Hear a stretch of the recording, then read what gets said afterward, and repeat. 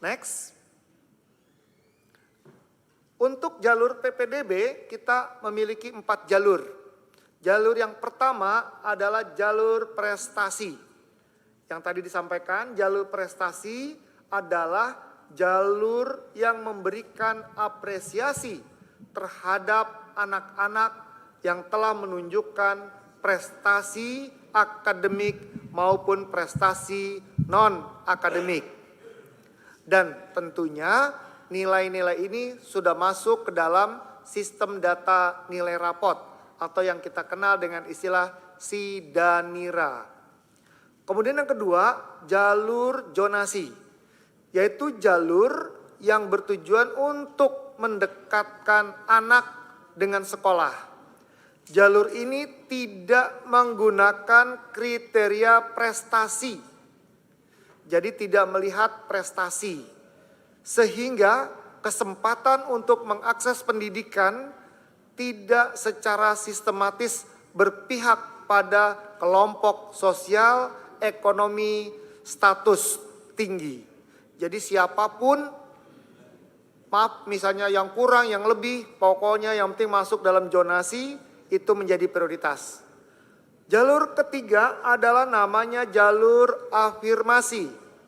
Jalur afirmasi yaitu jalur yang memberikan kesempatan yang lebih besar bagi anak keluarga tidak mampu dan penyandang disabilitas. Dan jalur terakhir adalah jalur yang keempat, jalur perpindahan tugas orang tua atau disingkat PTO. Kemudian jalur anak guru dan anak tenaga kependidikan atau pegawai tata usaha. Jalur yang memberikan kesempatan untuk anak-anak dari orang tua yang pindah tugas dan bagi anak guru tenaga kependidikan yang ingin bersekolah di tempat orang tuanya bertugas. Jadi ini adalah satu-satunya kesempatan anak atau orang tua yang tidak berdomisili di DKI Jakarta masih bisa masuk melalui jalur pindah tugas orang tua.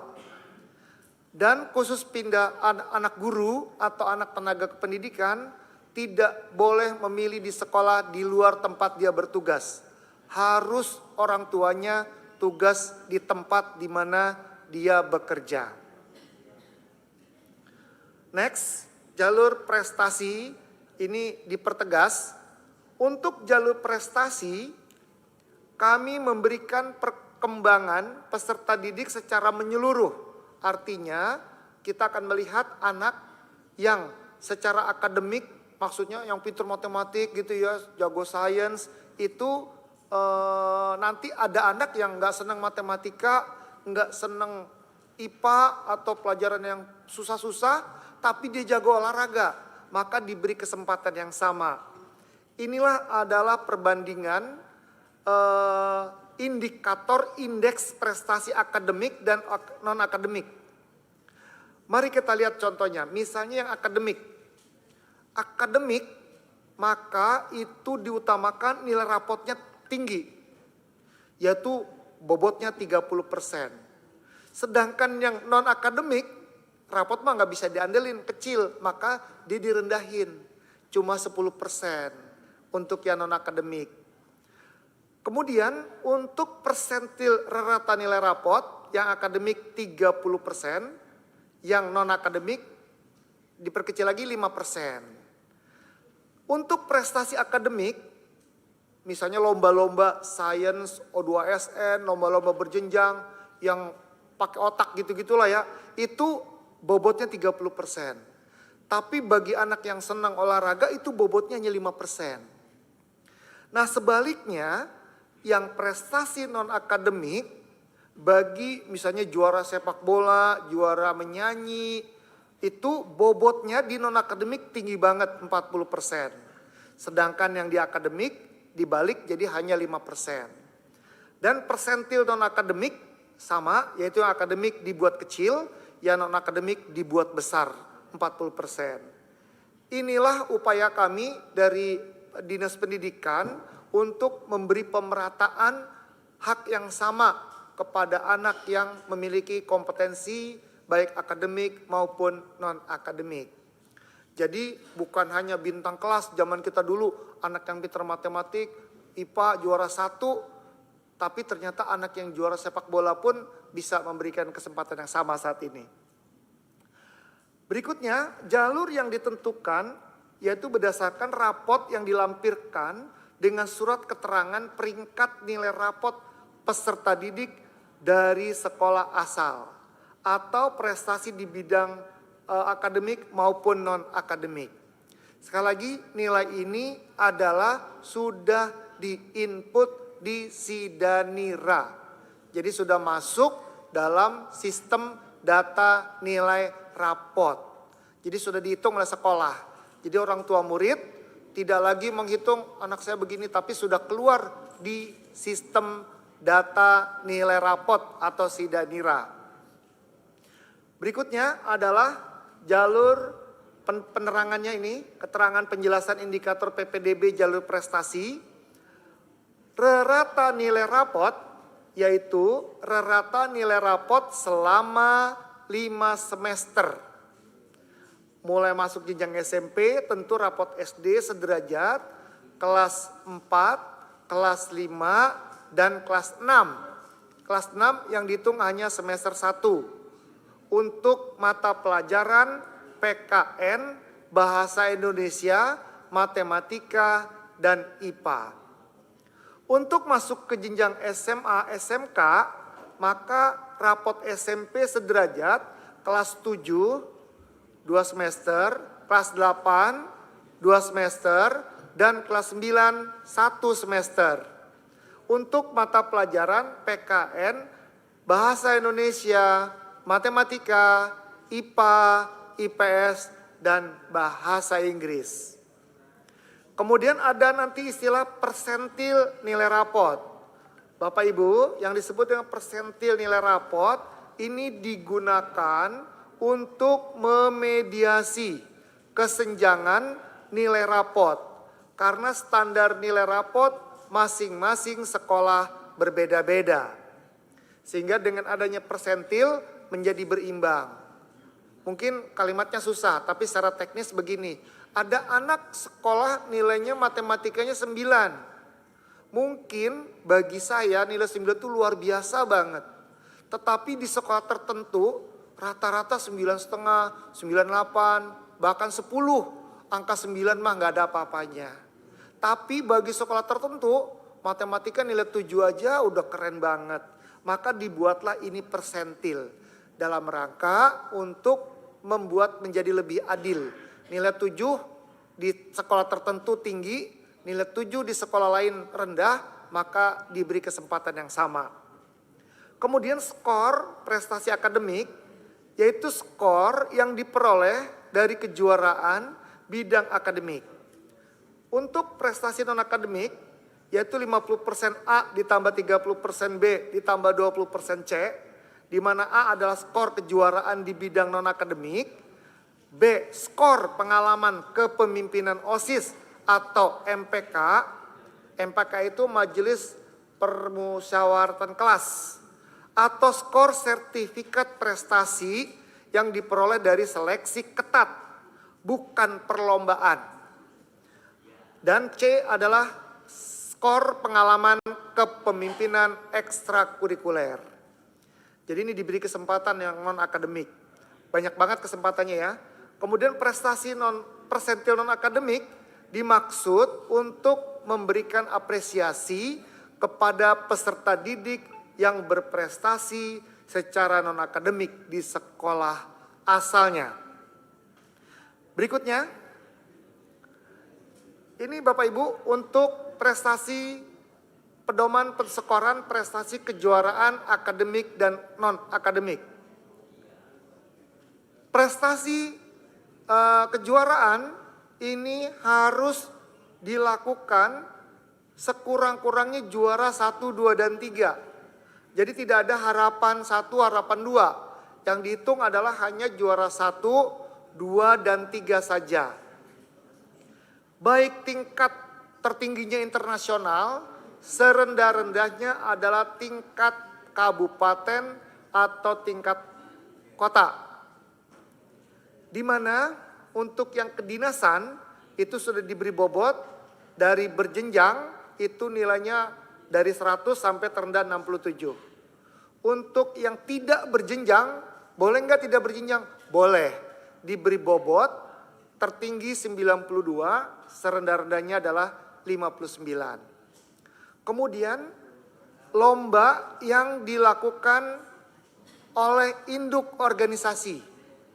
Kalau dia berjenjang, maka bobotnya dari 92 sampai 59. Kalau tidak berjenjang, bobotnya dari internasional sampai ke tingkat kota dari 84 sampai terendah 51. Jadi kita memberikan pembobotan terus baik dari tingkat kota sampai dengan tingkat internasional, baik kedinasan maupun induk organisasi, baik yang berjenjang maupun yang tidak berjenjang.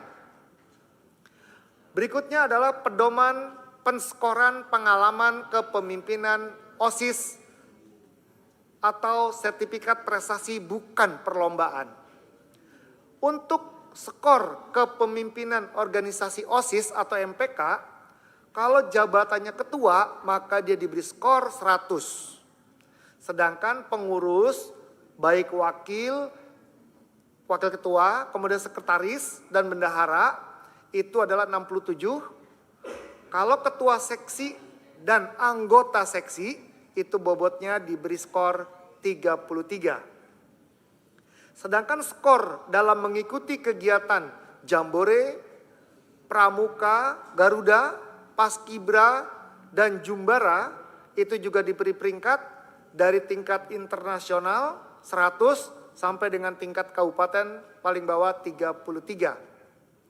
Dan untuk skor dalam mengikuti hafiz Quran itu bukan, ini ada pandangan yang salah, bukan 30 juz gitu ya. Kalau dia hanya menghafal 1 juz, jadi bukan juz pertama tapi 1 juz.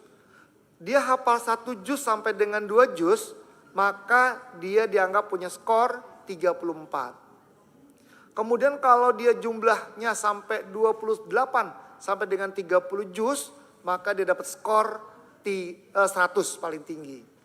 Jadi jumlah juz, bukan nama juznya ya. Karena juz 100 kan nggak ada nih. Berikutnya adalah pedoman penskoran kepemimpinan ekstrakurikuler. Kalau jabatannya sebagai ketua eskul, maka dia skornya 100. Kalau dia pengurus, apakah itu wakil, sekretaris atau bendahara, bobot skornya adalah 67. Sedangkan kalau sebagai ketua seksi dan koordinator seksi, itu bobotnya adalah 33. Berikutnya adalah jalur afirmasi. PPDB jalur afirmasi ini mengamanatkan Permendikbud RI nomor 1 2021 yang mengatakan bahwa diperuntukkan bagi calon peserta didik baru yang berasal dari keluarga ekonomi tidak mampu dan penyandang disabilitas dan seterusnya, memprioritaskan jarak tempat tinggal calon peserta didik baru yang terdekat dengan sekolah. Maka kita membuat kelompok prioritas 1 dan prioritas 2 untuk jalur afirmasi. Afirmasi prioritas pertama adalah yaitu anak asuh panti. Itu adalah anak prioritas kami yang pertama. Kemudian yang kedua, anak tenaga kesehatan yang meninggal dunia dalam penanganan COVID di DKI Jakarta. Kemudian yang ketiga adalah penyandang disabilitas. Kami beri kuota penyandang disabilitas adalah 2 peserta didik per rombel. Jadi kalau misalnya kelas 7 ada 10 kelas, maka masing-masing kelas kita beri kesempatan 2 peserta didik. Kemudian yang kedua adalah jalur afirmasi prioritas kedua. Yaitu yang pertama penerima KJP Plus yang masih aktif. Dia prioritas 2. anak dari pekerja atau buruh penerima kartu pekerja Jakarta. Yang ketiga, anak dari pengemudi Mita Trans Jakarta yang mengemudikan bus kecil.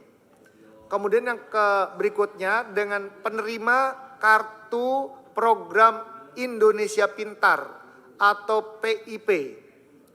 Dengan catatan seluruh penerima KJP, anak tenaga kerja dan PIP, seluruh afirmasi prioritas kedua harus terdaftar di dalam DTKS atau data terpadu kesejahteraan sosial. Jadi syaratnya harus tercatat di dalam DTKS. Baik, berikutnya adalah jalur PPDB melalui zonasi. Penetapan wilayah zonasi dilakukan pada setiap jenjang oleh pemerintah daerah sesuai dengan kewenangannya dengan prinsip mendekatkan domisili peserta didik dengan sekolah, memperhatikan sebaran sekolah, sebaran domisili, dan tentunya daya tampung sekolah. Untuk zonasi, ini tadi prioritasnya sangat besar, paling besar, yaitu sampai 50%. Untuk SD, ketentuan zonasi dibagi menjadi zonasi 1 atau prioritas pertama dan zonasi prioritas 2. Untuk SD, jadi dibedakan ya SD dan SMP. Untuk SD yang disebut dengan zona prioritas pertama adalah calon peserta didik baru yang berdomisili di RT yang sama dengan RT lokasi sekolah. Jadi satu RT dia dengan sekolah, maka itu prioritas pertama. Bagaimana prioritas keduanya? Prioritas kedua adalah bagi peserta didik baru yang didasarkan dengan kelurahan domisili calon peserta didik baru yang sama dan atau berdekatan dengan kelurahan lokasi sekolah. Jadi kalau dia nggak satu RT, beda RW, tapi masih satu kelurahan atau berdekatan dengan kelurahan lokasi sekolah, maka dia disebut dengan zona prioritas kedua. Nah, bagaimana jika peminatnya melebihi daya tampung? Misalnya di RT tersebut ada 1.000, pada sekolahnya cuma mampu menampung 500. Maka seleksinya adalah didasari yaitu diutamakan dari usia yang tertua ke yang termuda. Sesuai dengan zona prioritasnya. Kemudian baru urutan pilihan sekolah dan terakhir adalah waktu mendaftar. Jadi terinsert di komputernya tuh siapa yang paling dulu. Untuk masuk SMP dan SMA ada 3 zona prioritas. Prioritas pertama adalah calon peserta didik baru yang berdomisili pada RT yang sama dengan RT lokasi sekolah. Dan, jadi ada 2 nih, dan calon peserta didik baru yang berdomisili pada RT yang berbatasan langsung atau nempel atau bersinggungan dengan RT sekolah berada. Jadi untuk prioritas pertama saya perkuat lagi, yang pasti adalah satu RT dengan sekolah dan yang nempel, RT yang nempel dengan RT sekolah.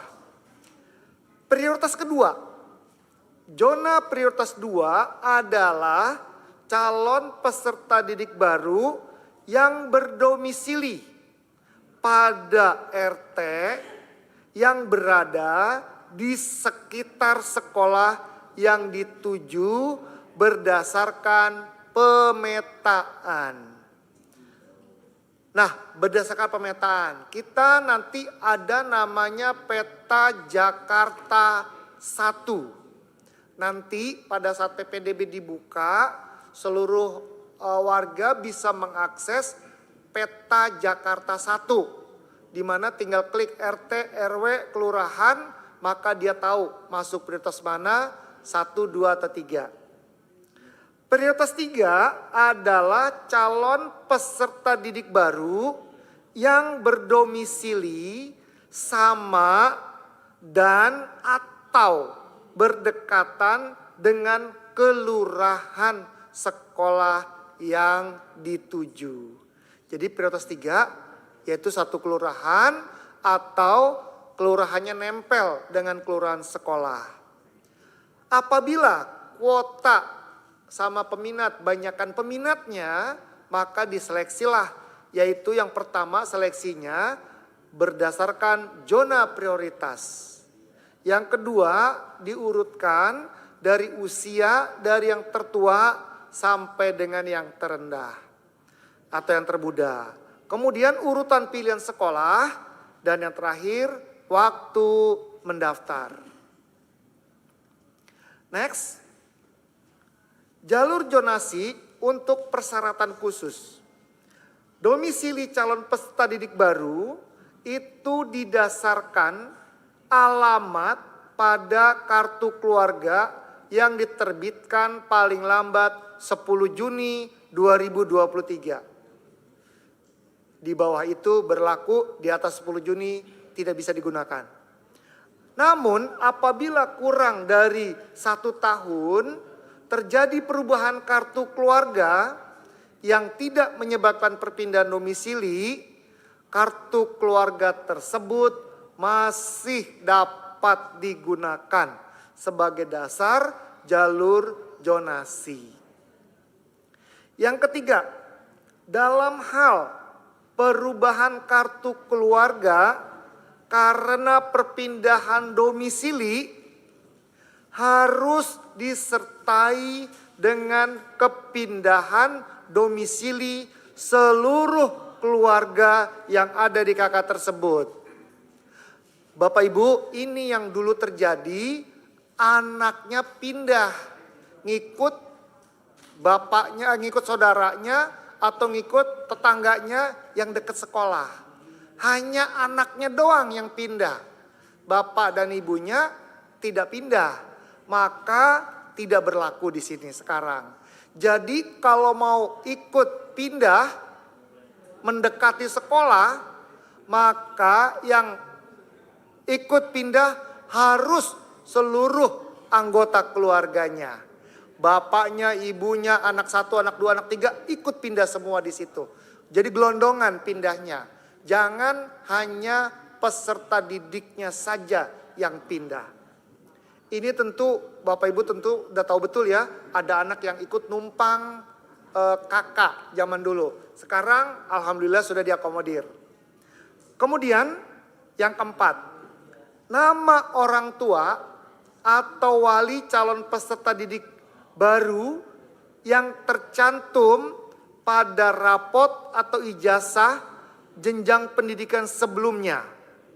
Ya, kemudian akte kelahiran dan atau kartu keluarga sebelumnya harus sama dengan nama orang tua sebagai kepala keluarga yang tercantum pada kartu keluarga. Kemudian berikutnya nomor 5. Dalam hal terdapat perbedaan nama orang tua atau wali calon peserta didik baru, maka kartu keluarga terakhir dapat digunakan dengan ketentuan, yaitu apabila 1. Orang tua orang tua atau wali meninggal dunia yang dibuktikan dengan surat kematian yang diterbitkan instansi berwenang atau dokumen lain berupa SPTJM atau surat pertanggungjawaban mutlak kartu keluarga yang membuktikan orang tua atau wali meninggal dunia. Atau orang tua wali bercerai sebelum tanggal penerbitan kartu keluarga terakhir yang dibuktikan dengan akte cerai yang diterbitkan instansi berwenang atau dokumen lain berupa SPTJM atau KK yang membuktikan bahwa orang tua atau wali bercerai. Kemudian kepala keluarga, yang ketiga, kepala keluarga sebagai calon peserta didik baru yang dibuktikan surat perwalian anak di bawah umur atau putusan penetapan pengadilan. Yang keempat, kepala keluarga sebagai kakek atau nenek atau saudara kandung, bapak atau ibu dari peserta didik baru yang dibuktikan dengan kartu keluarga sebelumnya. Yang keenam, dalam hal terdapat perbedaan nama kepala keluarga sebagaimana dimaksud pada angka 4 dan tidak termasuk kategori pada angka 5, maka calon peserta didik baru masih dapat diakomodir dalam jalur zonasi berdasarkan domisili pada kartu keluarga yang sebelumnya. Next adalah penyempurnaan peta zona prioritas tahun 2024. Next.